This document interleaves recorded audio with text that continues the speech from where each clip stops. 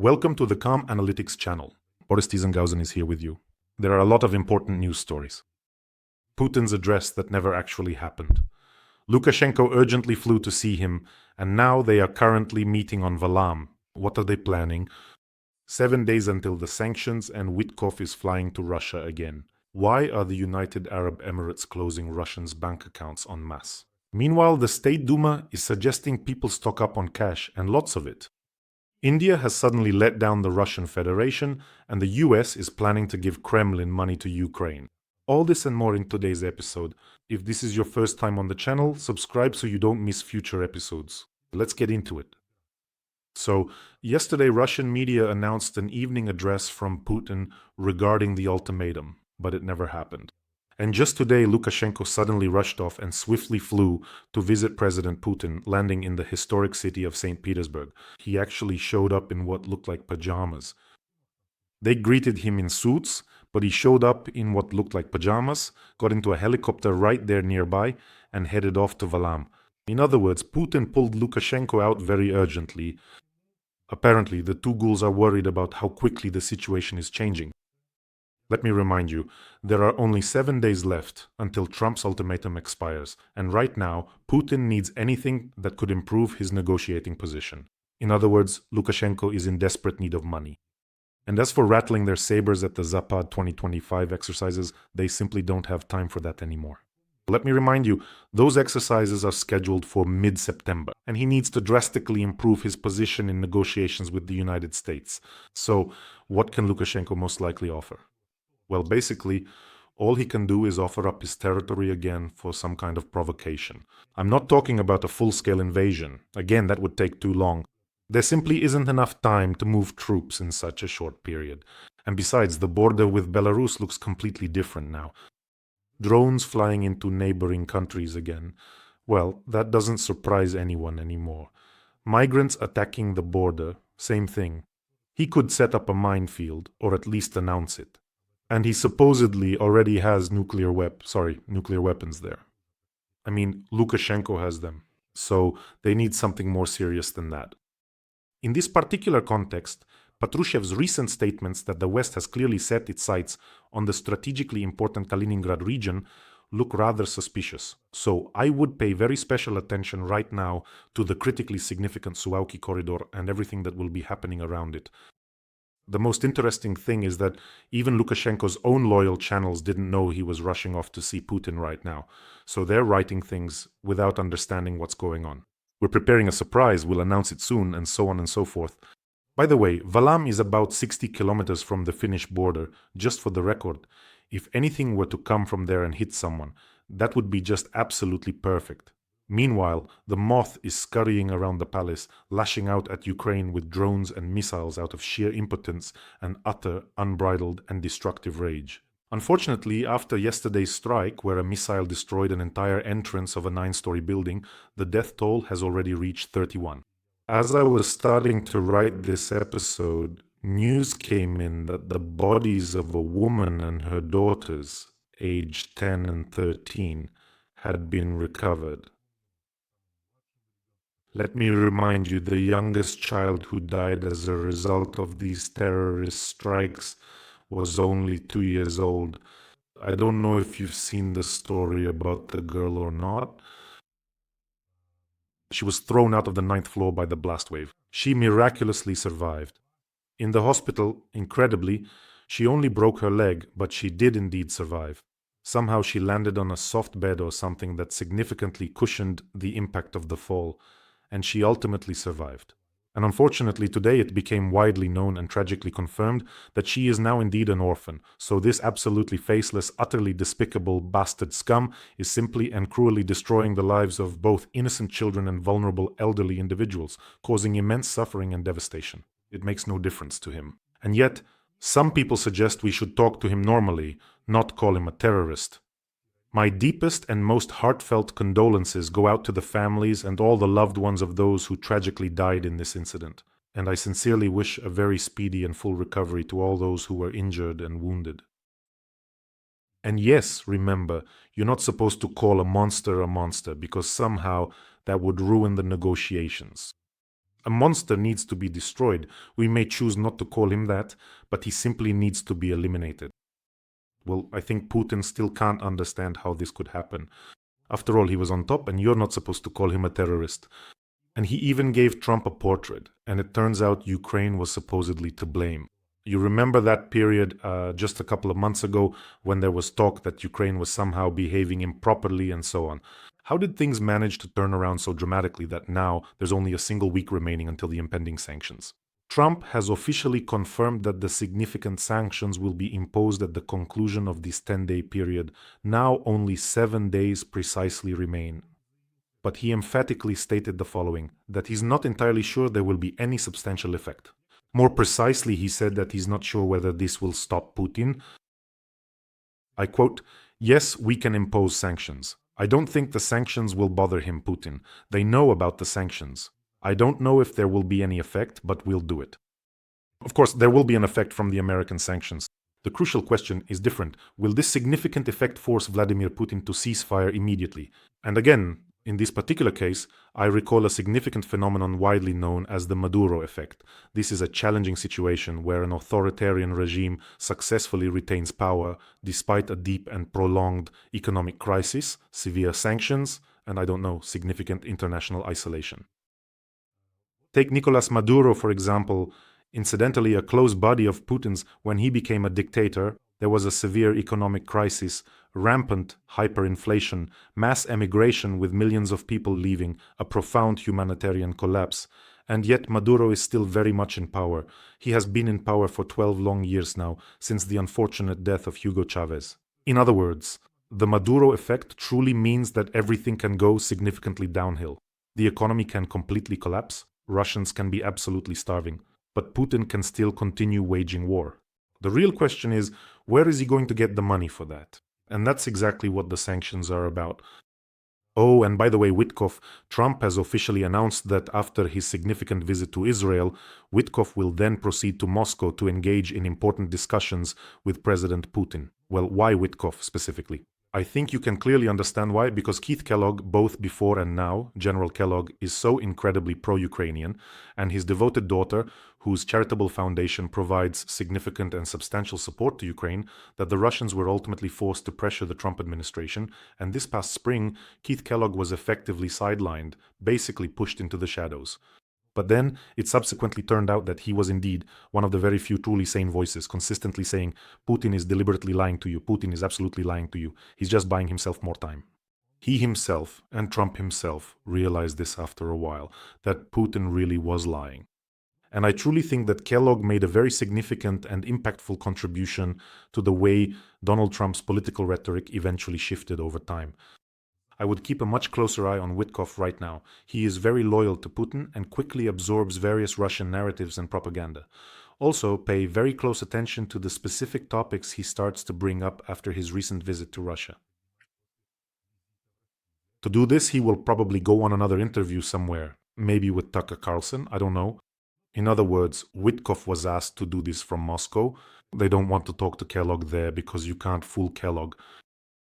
And as for topics like let's unfreeze the Nord Streams, let's make money together, these are the kinds of topics you truly need to watch very closely and with extreme caution. Just recently, a couple of days ago, I was indeed talking with Kolya Davidyuk about this very important topic, that this is a standard Russian approach, to offer a very, very attractive and seemingly beneficial contract, especially knowing that the person is an official/businessman, and it's still quite unclear which side of that complex equation is more influential or dominant. That's precisely why negotiator Dmitriev has really honed his exceptional skills in offering very comfortable, highly appealing, and often irresistible contracts. You need to keep a very close eye on him as well. So Kabayev started to get nervous, realizing that the situation might get out of control, and possibly today we'll see their joint statement with Lukashenko. A year ago they were already chattering about something together on Valaam.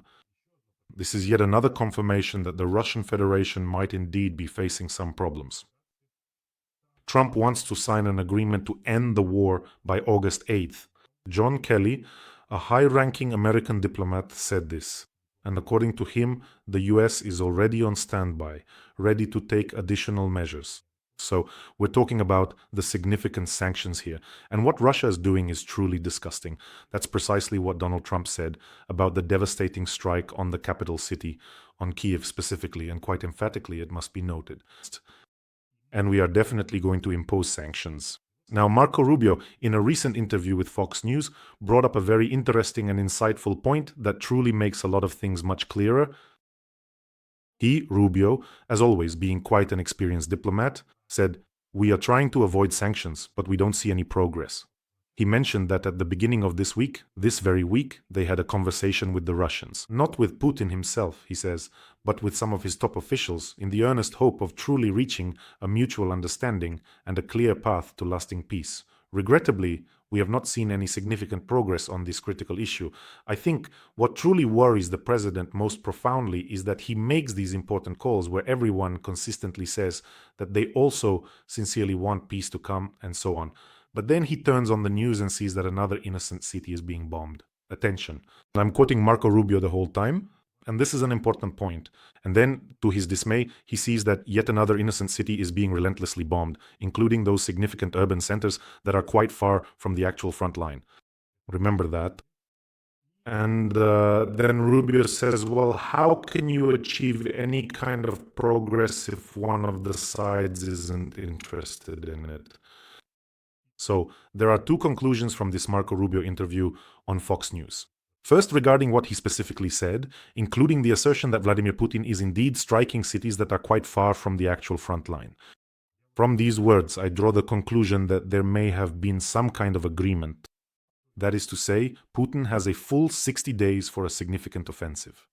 Then precisely 10 days later, Trump gives him a strict 50-day ultimatum, and now Putin immediately starts hitting cities all over Ukraine with absolutely everything he's got.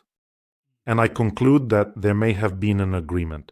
You can go ahead with your offensive, you have 50 days, but don't even think about shelling cities beyond the front line.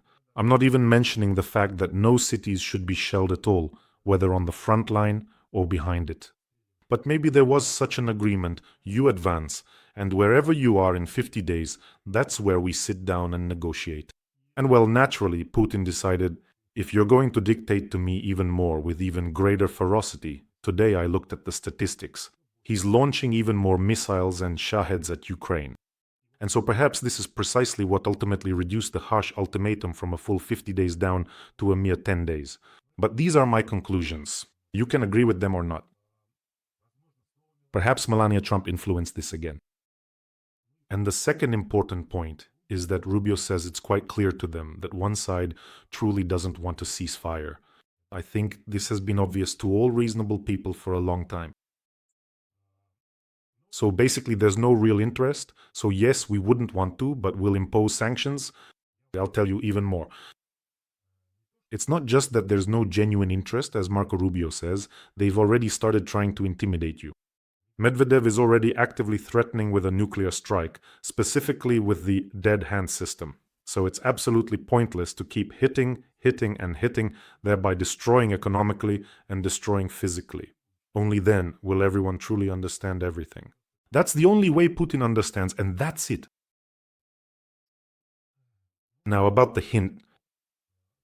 Marco Rubio said that we still have banking sanctions in reserve. So now about the banking sanctions. This is a very important statement. A massive banking inspection was carried out in the United Arab Emirates, aimed at identifying the scale of companies' dealings with Russia. And now, banks are actively cleaning up their Russian portfolios. Approximately from 20 to 30% of companies with significant Russian roots are currently facing, so far, official notifications about comprehensive inspections, various restrictions, and so on. Of course, this development represents a very alarming and significant signal for Russians, which clearly means that everyone is diligently preparing for potential American sanctions. So now, to avoid any surprises later, Russians are not being allowed to open accounts there, even though the United Arab Emirates used to be considered a safe financial haven in the context of Russia's sanctions isolation, but now it is ceasing to be a haven. Therefore, this is not an isolated incident. It is a systematic process of cleaning out Russian clients. This means even those who are not under sanctions. Why is this important? Because, well, there are always some frontmen, there are always people with a clean compliance record, meaning a good history, not involved in anything shady, not under sanctions, on whom something can be registered somewhere. So, to avoid any trouble, they decided to get rid of Russians and their accounts. This is a result of pressure from the US and the European Union. In general, loopholes for bypassing sanctions are being closed. So that's how it is. And apparently the world is finally splitting into blocks, and the Emirates are clearly not choosing the Russian side. And naturally, this highlights the growing isolation of the Russian Federation. And here I come across an absolutely remarkable and truly significant statement from the head of the State Duma Committee on Industry of the Russian Federation, of course. Russians need to adapt to a new and challenging reality with regular mobile internet outages, and should stock up on physical cash, since this traditional method of payment will now once again prevail over all the other available options. The internet is going down and ATMs aren't working. You should really stock up on cash. I think this has happened before and is coming back again. So they're saying that maybe we'll even go back to paying with animal skins. I don't know, maybe shells, or even using carrier pigeons instead of the internet. Because this digital ruble, Putin talks about the digital ruble, but Putin, doesn't even know how to use the internet. So what kind of digital ruble is he talking about? He reads from a card with a font size of 500. Only 2 letters fit on the card. What digital ruble are we talking about? So roots, birch bark, bast shoes, manure, a return to our origins and the most traditional values. Simonian even suggested dropping a nuke over Siberia to shut down the entire internet. Once again, not just for themselves, not for the West, no. The idea is to cut it off for everyone, including themselves. We'll shut everything down completely, just so those people living comfortably in the West cannot live comfortably at all. By the way, speaking of traditional values, Putin has officially signed into law a measure that provides for the blocking of the distribution of films that are deemed to discredit traditional Russian values. What? Well, obviously, if there are scenes with, say, something non-traditional, those will be blocked right away. But as for traditional values, the list which I mentioned was published in 2022 and approved by Putin. Patriotism and service to the motherland are traditional values. Faith in God is a traditional value. Generational continuity, historical memory in the version, of course, of the Russian Ministry of Defense. So, if in a film a woman pursues a career instead of cooking borscht, that's it, it's banned. If someone isn't ready to die for Putin, banned. A child questions the heroism and the heroes of the past. For example, was Pavlik Morozov good or bad? If you have doubts, banned. That's it. It's considered potential discreditation. By the way, I have a pressing question that has been on my mind. Is the act of meticulously pumping that ghoul full of an excessive amount of Botox, carefully tinting his eyebrows with a thick layer of mascara, and then having him wear heels that are 5 centimeters high or even considerably higher, are these specific actions and choices truly considered to be in line with traditional values? That's a good question. I'm not even going to start on the topic of family, those women and so on and so on. You know, when I monitor the feeds of Russian news agencies, sometimes I come across things that make me think this must be from some parallel or more likely otherworldly reality. Here's a news item. In the building of the Lipetsk Regional Committee of the Communist Party, officers from the Center for Countering Extremism conducted searches, seizing computers and documents. So, what exactly is the extremism here? The communists called for the governor to be overthrown and to resign. That's considered extremism. These are communist extremists. So I'm also thinking the Communist Party, some security forces, computers. Whenever I see Juganov, I think they probably keep him around on purpose, just to have some kind of benchmark for absurdity. And, as anticipated, the Indian government has officially ordered its refineries to prepare for a complete and total ban on Russian oil. This significant development is reported by Bloomberg. Of course, in reality, there will be possible ways to circumvent the sanctions. And Russia currently uses a shadow fleet, but European sanctions are one thing entirely, and American sanctions are quite another, indeed. In other words, no one is going to joke around here. They will hunt you down and punish you very, very harshly. In the US, there was a proposal to allocate almost $55 billion to Ukraine using frozen Russian assets. This bipartisan bill was introduced in the Senate. All in all, this is absolutely the right thing to do. That is to say, Russia should absolutely not get its frozen assets back. And on top of that, it should indeed pay everything else that is required as comprehensive reparations. That's precisely why I firmly believe this is the entirely correct and necessary bill. Up to a significant third of these 55 billion, they genuinely want to be financed from those frozen Russian assets. This money should be used, among other things, to purchase weapons. In general, I think everything is being done correctly, but that's not what I want to talk about. I always ask uncomfortable questions to Putin's supporters. Maybe it's a hopeless cause, but somewhere in that little jellyfish they have instead of a brain, it sticks with them. Can Putin's supporters even explain to themselves why Russia kept a third of its reserves in the West? I mean, if the West is the enemy, as you've been told for a long time, then why, when starting the war, or at least sometime before the war began, didn't the central bank transfer the reserves, I don't know, into yuan gold or some friendly jurisdictions? $300 billion is no joke. Just think about that question in your spare time. Well, friends, take care of yourselves and your loved ones. Just recently, a woman came up to me on the street and said, "Boris, thank you so much. I diligently watch your channel. Your channel truly helps me keep my sanity and peace of mind." And I thought to myself, how absolutely wonderful is that? So friends, take care of your sanity. Subscribe to this channel. Wishing us all a peaceful day. And glory to Ukraine.